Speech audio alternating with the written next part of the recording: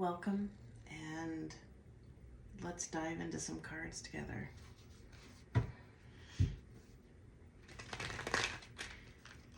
It's interesting to me how people view tarot cards.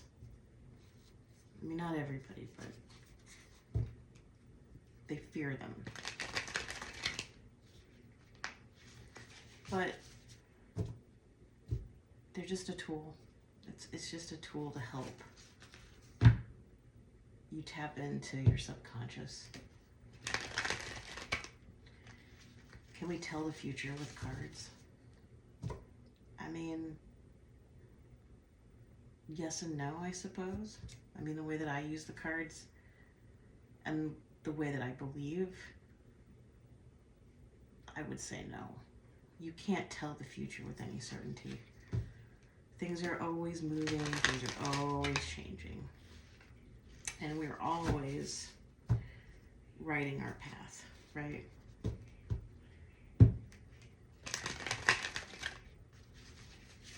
So, some people will use these to tell the future, and that's fine. I take a little bit more of a different approach because I don't think anything is set in stone. So, that changes things.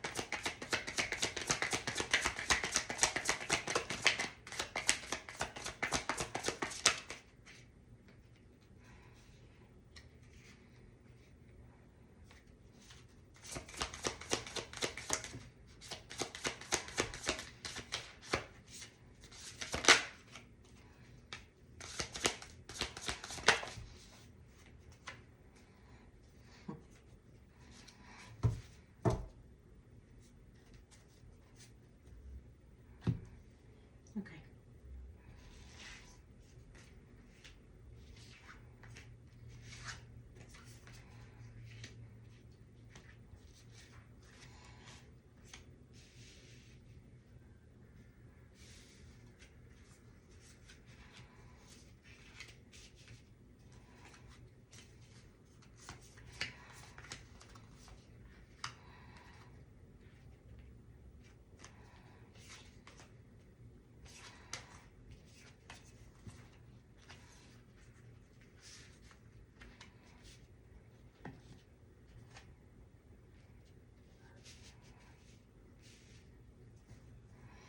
Okay, so this is more of an intuitive process. It's not necessarily going to be an exact science. Every time that I see a card that I'll say the same meaning.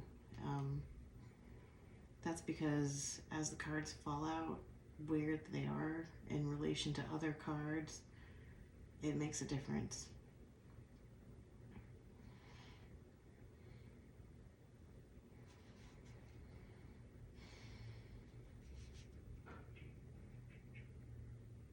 So strength shows up first. And strength is an interesting card because I don't really think of it as strength itself because it falls in between love and strength, the meaning of it. It is the embracing of the rejected parts of ourselves, the wild parts of ourselves.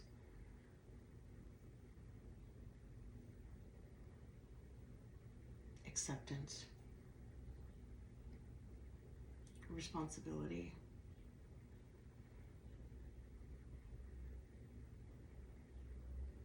And there's the suggestion of an inner war with that, of that balance with the Two of Pentacles. It talks about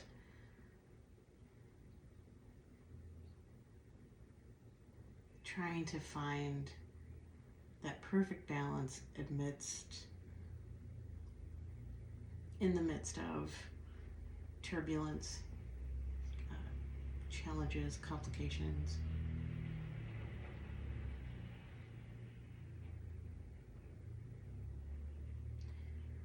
With the Three of Swords,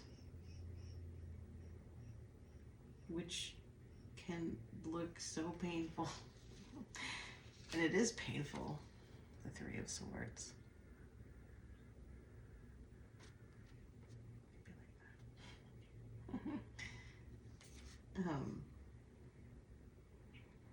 And we all go through it. It's betrayal. It's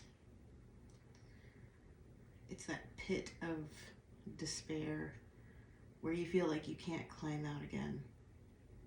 But the thing is that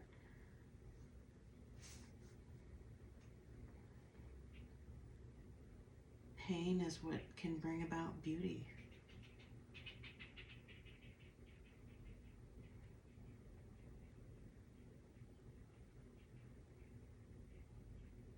Avoiding it would mean death.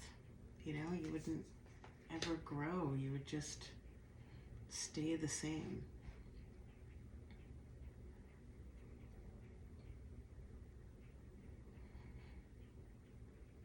But there's a fear too behind becoming able to regulate yourself in a compassionate way. It's a new path. You know, anytime that you enter into something that is unfamiliar territory, I think that struggle will always exist. There will always be the reminders of the past. Your brain wants to keep you safe. So it will remind you of all of the bad things that happened in the past.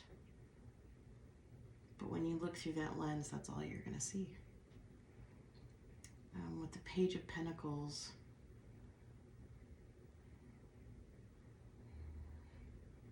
after the healing, after the dark night of the soul, the reckoning with yourselves, and integrating, something new comes into existence in the material world, not just the spiritual anymore.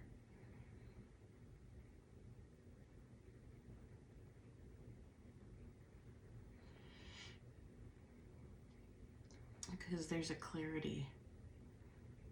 You know, after you do the healing, there's absolute clarity. And then it falls away. It's like everything rushes away. But that's integration.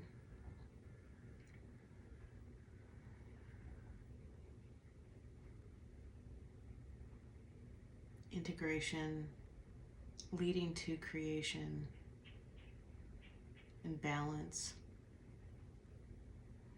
just from going through the Three of Swords.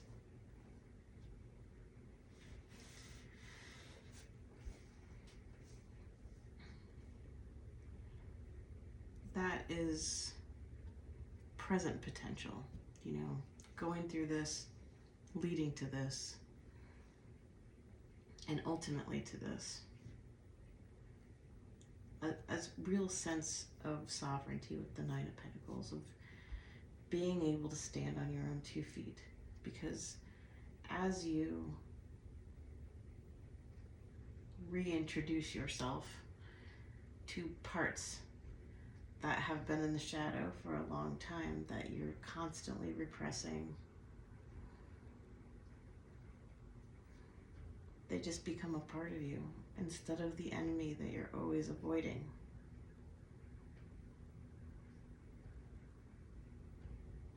It creates abundance, which is just feeling like they're coming through. And I love how there are just beams of light coming out of her chest. Sometimes I feel this way, just absolute bliss and happiness. But it wasn't because of any outside sources. It was always because of just being true enough to myself to work on the wounds. We all have them. And then the lovers.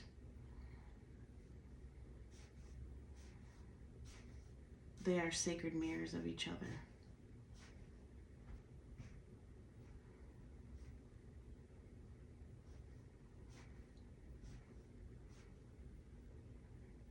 We always talk about, finding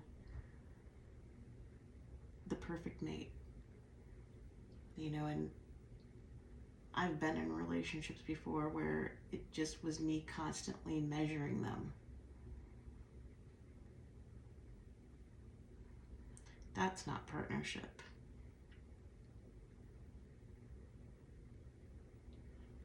The real true partnership is within yourself, because there will never be another person that can complete you better. It's the anima and the animus. It's that internal marriage. But these cards have layers. With the lovers, again, it's that sacred choice of being open to being mirrored.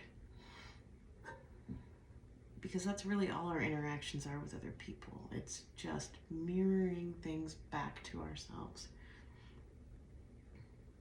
Are you willing to become intimate with those parts that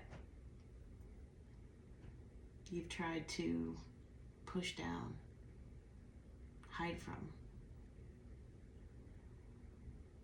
and just gaze at them lovingly, because they don't fully represent you as a whole, but they are a part.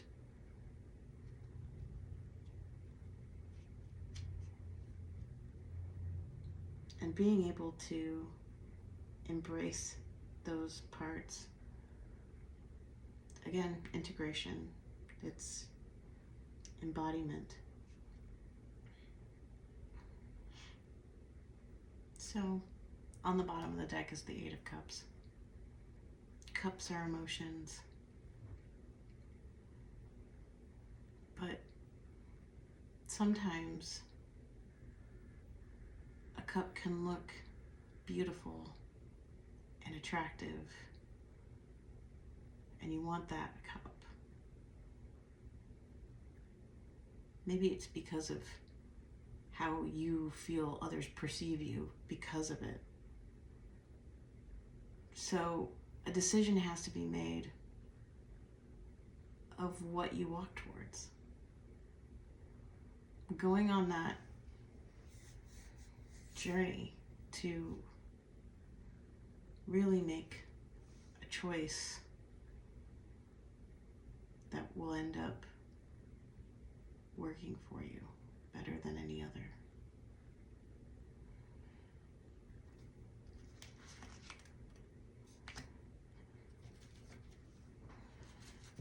I'll just pull an oracle card, kind of finish it up.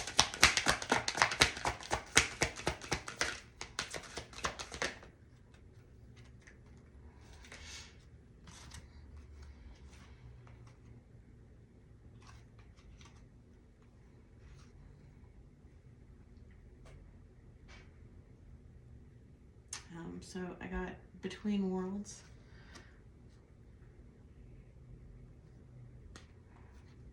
A change in the wind. And time to go.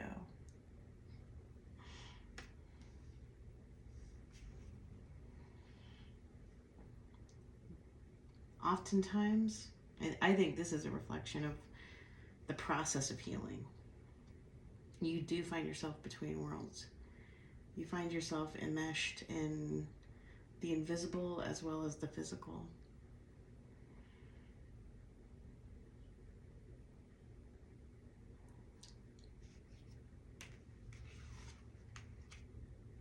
And being able to balance, it goes back to the idea of strength and being present enough to decide not to juggle, you know, the pain and the hurt and the shame and the guilt. It's being willing to straddle the lines enough to meet it. And then a change in the wind.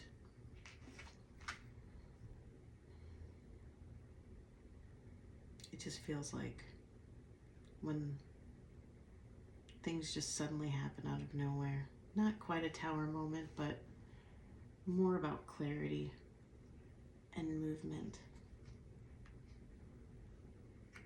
And then time to go, which is letting go of toxic patterns. But not completely. They'll always be there.